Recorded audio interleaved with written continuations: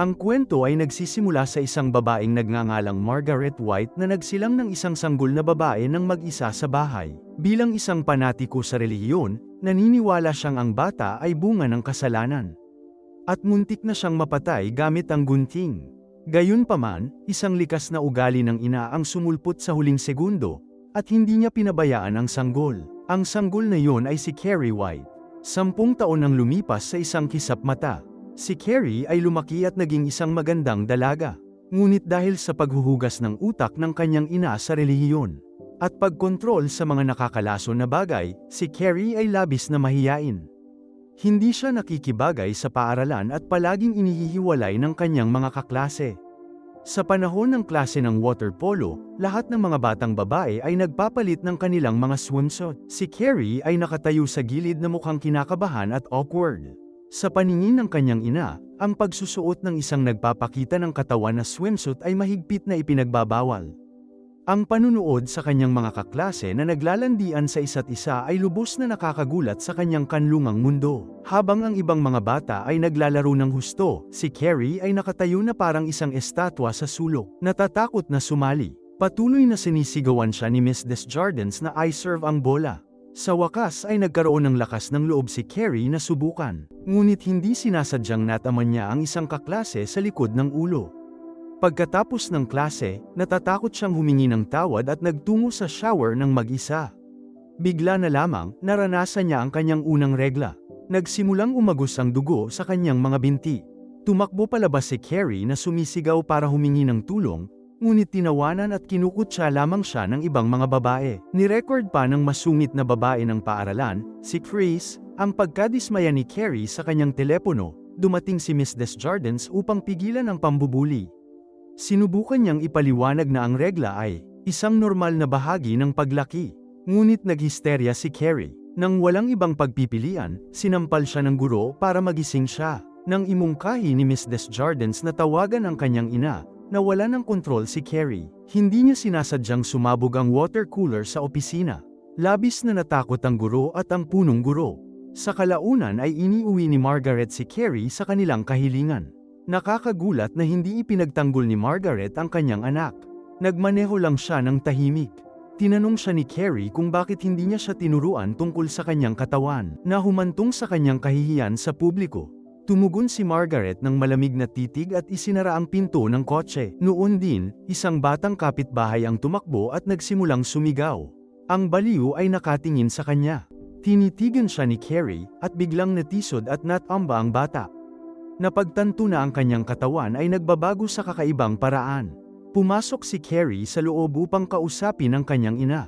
Nakita niya si Margaret na inuuntog ang kanyang ulo sa dingding. Nagmamakaawa sa Diyos na iligtas ang nawawalang kaluluwa ni Carrie. Naniniwala si Margaret na ang regla ay isang tanda ng kasalanan at pinagalitan ang kanyang anak. Nang lumaban si Carrie, nawala ito ni Margaret at hinampas siya ng isang mabigat na Biblia. Pagkatapos ay pinilit niya si Carrie na pumasok sa maliit na aparador ng panalangin at ikinulong siya sa loob bilang parusa.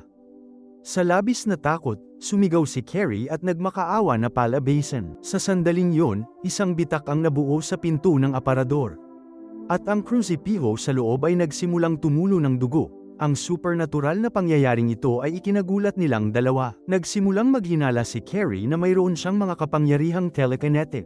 Kinabukasan, pagdating ni Carrie sa paaralan ay nadatnan niyang nagbubulungan ang lahat sa kanyang likuran. Lumalabas na hindi lang basta ibinahagi ni Chris ang video sa mga kaibigan. In-upload niya ito online.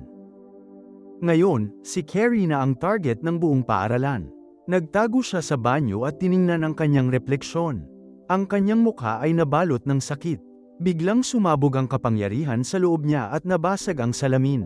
Nagulat si Carrie noong una, ngunit sinubukan niyang palutang lutingin ang mga piraso ng salamin. Isang mahinang ngiti ang lumitaw sa kanyang mga labi. Napagtanto niya na sa wakas ay mayroon na siyang kapangyarihang lumaban sa mga bully, upang makabisado ang kanyang telekinetic powers at mahanap ang pinagmulan nito. Pumunta si Carrie sa library upang magsaliksik. Sinimulan pa niya ang palihim na pagsasanay ng kanyang mga trick habang nasa klase. Biglang tinawag ng guro ang kanyang pangalan. Siya na ang magbabahagi ng kanyang paboritong tula. Dahil ipinagbabawal ng kanyang ina ang mga libro sa labas. Hindi pa nakakabasa ng tula si Carrie. Ang tanging mga talata na alam niya sa isip ay ang madilim at matinding mga sipi mula sa Biblia. Pagkatapos niyang matapos, kinutya siya ng guro. Tinawag na nakakagambala ang tula. Noon din, isang sikat na batang lalaki na nagngangalang Tommy ang nagsalita upang ipagtanggol siya. Natapos ang nakakailang na sandali at nawala ang tensyon. Walang ideya si Carrie na tinulungan lang siya ni Tommy dahil sa kasintahan nitong si Sue. Si Sue ay isa sa mga babaeng nang api kay Carrie sa shower.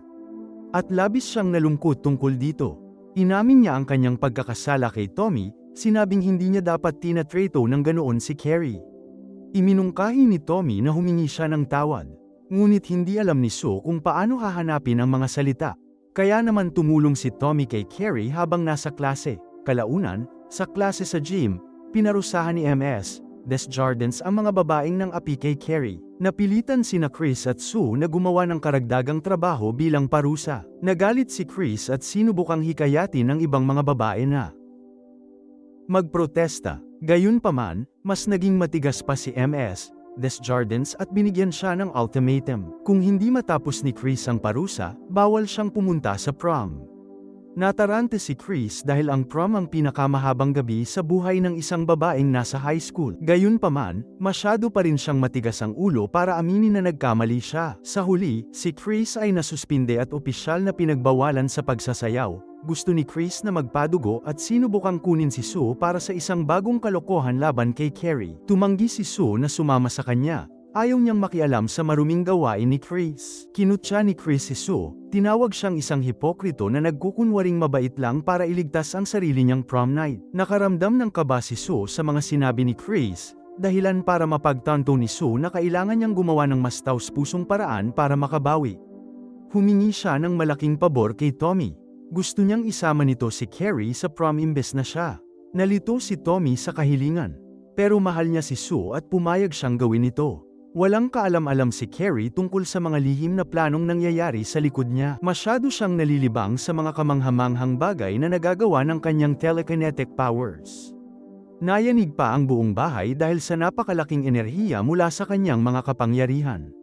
Naramdaman ni Margaret na may mali at umakyat sa hagdan dala ang isang kutsilyo. Ngunit pagdating niya roon, nakahiga na si Carrie sa kama, na parang walang nangyari. Isang araw habang sinasaliksik ni Carrie ang kanyang mga kapangyarihan, lumapit si Tommy sa kanya. Bilang isang sikat na atleta, lahat ay nakatitig at nagtataka kung bakit niya kinakausap ang kakaibang babae. Pakiramdam ni Carrie ay nakulong at tiningnan siya ng may lubos na paghihinala. Pagkatapos, taos-puso siyang hiniling ni Tommy na maging kadate niya sa prom. Hindi makapaniwala si Carrie sa kanyang narinig. Tumalon siya at tumakbo palabas. Sinubukan ni Tommy na sumunod, ngunit tinanggihan niya ito ng walang pakundangan. Sa kaibuturan, gusto niyang sumama, ngunit natatakot siyang baka salubungin ng malupit na pipa ang kanyang puso. Nagtago si Carrie sa locker room at napaiyak. Natagpuan siya ni Ms. Desjardins at pinakinggan ang buong kwento. Inaliw niya si Carrie, sinabing maganda siya, at tiyak na mapapansin siya ng mga lalaki. Hinikayat niya si Carrie na maging matapang, bumili ng magandang damit, at pumunta sa sayawan. Tumingin si Carrie sa salamin at sa wakas ay ngumiti ng bahagya. Pag-uwi niya, nagulat siya nang makitang naghihintay si Tommy sa kanyang pintuan. Natarante si Carrie, alam niyang parurusahan siya ng husto ng kanyang ina kung makakita siya ng isang lalaki doon. Pilit niyang pinapaalis si Tommy, ngunit matigas ang ulo nito. Sinabi niya rito na hindi siya aalis hanggat hindi siya pumapayag. Tinanong niya rito kung bakit niya gugustuhing magsama ng isang taong katulad niya para matupad ang pangako niya kay Sue. Nilunok ni Tommy ang kanyang pride at sinabing maganda at mabait si Carrie. Kumalabog ang puso ni Carrie, at dahil makakauwi na ang kanyang ina anumang oras, agad itong pumayag. Pagkatapos nilang magtakda ng oras, sabik na si Carrie na lumabas at maghanap ng damit pang prom. Habang maingat siyang pumipili ng tela, nakita siya ni Chris mula sa malayo. Ang makitang masaya si Carrie ay nagpakulo ng dugo ni Chris sa purong puot. Pag-uwi, sinabi ni Carrie kay Margaret na pupunta siya sa prom, at naging malamig ang mood. Dahan-daang hinaplos ni Margaret ang mukha ni Carrie bago biglang nabaliw sa relihiyon. Inutusan niya si Carrie na kanselahin ang date at pumunta sa prayer closet para magsisi sa kanyang mga kasalanan. Sa harap ng agresyon ng kanyang ina, sa wakas ay naabot ni Carrie ang kanyang punto ng pagkawasak at sumabog. Napaluhod si Margaret, at pagkatapos ay ginamit ni Carrie ang kanyang isip upang iangat siya sa ere. Desperado si Carrie na humingi ng pangunawa, sinasabing gusto lang niyang maging isang normal na bata. Ngunit tinitigan lamang siya ni Margaret, iginiit na sinasapian siya ng demonyo. Ipinakita ni Carrie ang kanyang nakakatakot na lakas hanggang sa matakot na si Margaret na lumaban. Naiwan si Margaret na nakaupo sa sulok, tahimik na pinapanood si Carrie na tinatahi ang sarili niyang damit pang prom. Samantala, abala si Chris sa paghahanda ng isang malaking sorpresa para kay Carrie, para ipahiya siya sa pangalawang pagkakataon. Pumasok sila ng palihim sa isang bukid at malupit na kinatay ang isang baboy, tinipon ang dugo nito sa isang balde. Kinagabihan bago ang prom, pumasok sila sa paaralan at isinabit ang balde sa gitna ng entablado. Sa araw ng sayawan, nagsuot si Carrie ng isang magandang pink na gown. Umaasa siyang ilalagay ng kanyang ina ang isang corsage sa kanya, ngunit tumanggi si Margaret. Sa halip, sinimulan ni Margaret na sampilan ang sarili.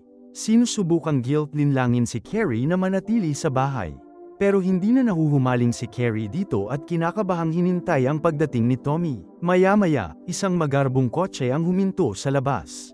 Nang makita niya si Tommy, lumipad pababa ng hagdan si Carrie na parang ibon. Nawala ang gana ni Margaret at nagsimulang sumigaw ng mga sumpa sa likuran niya. Nagbanta siyang sasabihin kay Tommy na si Carrie ay bunga ng isang kasalanan. Sa wakas, nang sapat na, ginamit ni Carrie ang kanyang telekinetic powers para itulak ang kanyang ina at ikulong si Margaret sa prayer closet. Malayo sa panghihimasok ng kanyang ina, lumabas si Carrie ng bahay. Tinamaan siya ng ginintoang paglubog ng araw na nagpapakita ng kanyang matamis at magandang mukha. Sa totoo lang, natigilan si Tommy. Hindi niya namalayan kung gaano kaganda si Carrie. Sobrang kinakabahan pa rin si Carrie, ngunit napansin ni Tommy ang kanyang pagkabalisa. Dahan-dahan niya itong tinulungan na ayusin ang kanyang corsage at binuksan ang pinto ng kotse para sa kanya. Hinawakan niya ang kamay nito at inakay papasok sa prom, ang unang party na dinaluhan niya sa loob ng 18 taon.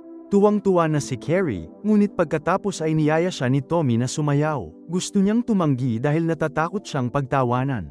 Ngunit nang magsimula ang musika, hindi niya mapigilan ang tukso. Sinundan niya si Tommy papunta sa dance floor at dahan-dahan silang naglakad ng magkasama. Nang matapos ang sayawan, lahat ay bumoto para sa hari at reyna ng prom. Ngumiti si Tommy habang tinitingnan ang pangalan ni Carrie sa kanyang balota, na nagpabilis ng tibok ng kanyang puso. Ang hindi niya alam ay ang estudyanteng nangongolekta ng mga boto ay niloko ang mga kahon ayon sa utos ni Chris. Alam ni Chris na ang blood trap ay gagana lamang kung si Carrie ay nakatayo mismo sa gitna ng entablado. Nang makitang nabubuo ang kanyang plano, nagpadala si Chris ng isang nagyayabang na text kay Sue. Nagmadali si Sue papunta sa paaralan upang pigilan ito. Sa entablado, nagniningning sa tuwa si Carrie habang tinatanggap niya ang kanyang mga bulaklak. Sa unang pagkakataon sa kanyang buhay, pakiramdam niya ay isa siyang normal na babae. Pagkatapos, sa isang iglap, isang mabigat na amoy ng bakal ang pumuno sa hangin, agad na nababad si Carrie sa nakakasuklam at malamig na dugo. Bago pa niya maproseso ang nangyari, nagsimulang mag-play ang screen ng video ng kanyang kahihiyan. Sa locker room, nang makita ang kanyang sariling nakakahiyang pagsubok na ipinalabas sa malaking screen, nabigla si Carrie. Hindi tumulong ang mga estudyante sa karamihan. Itinuro nila siya at nagsimulang tumawa ng pangungutya. Sa wakas ay nasira ng husto si Carrie sa loob. Ang kanyang buhay ay tuluyang nasira sa isang iglap. Ngunit pagkatapos, may nangyaring mas malala pa. Ang mabigat na balde ay nahulog mula sa itaas. Ito ay bumagsak sa ulo ni Tommy. Agad na bumagsak si Tommy, nawala ng malay habang umaagos ang dugo mula sa kanyang ulo. Sa loob ng ilang sandali, siya ay nakahiga na parang patay sa entablado. Ang kalungkutan, kahihiyan, at galit ay nagtagpo at nanaig sa huling bahagi ng katwiran sa isipan ni Carrie. Ang galit na matagal niyang pinipigilan ay sa wakas ay sumabog ng walang pigil.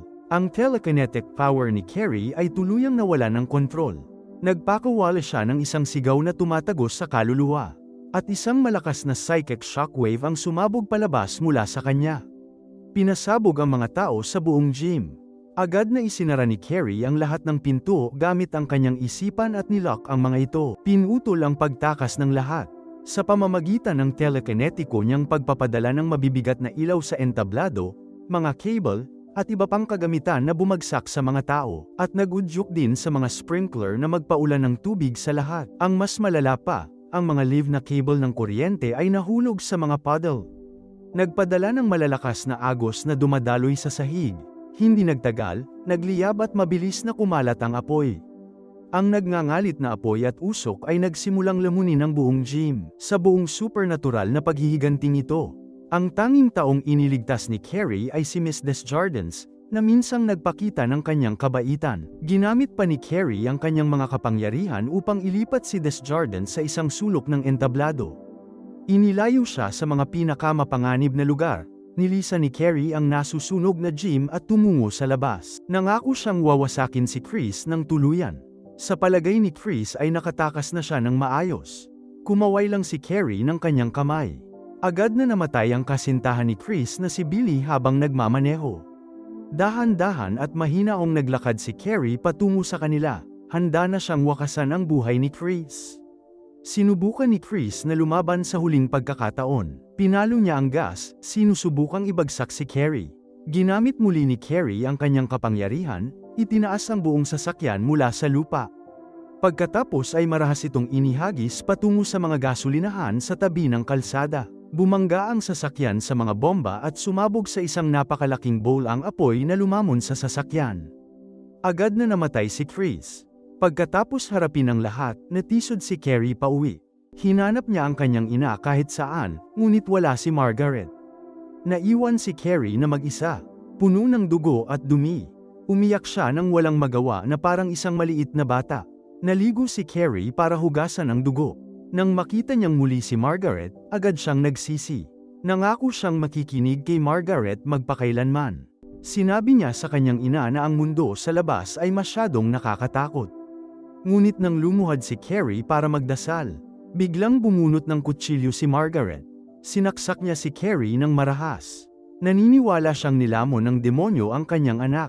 Iniisip niya na kailangan niyang patayin ang demonyo para iligtas ang kanyang kaluluwa. Natakot at gulat na gulat si Carrie. Desperado siyang tumakas. Dahil sa desperasyon, gamit ang natitirang lakas niya.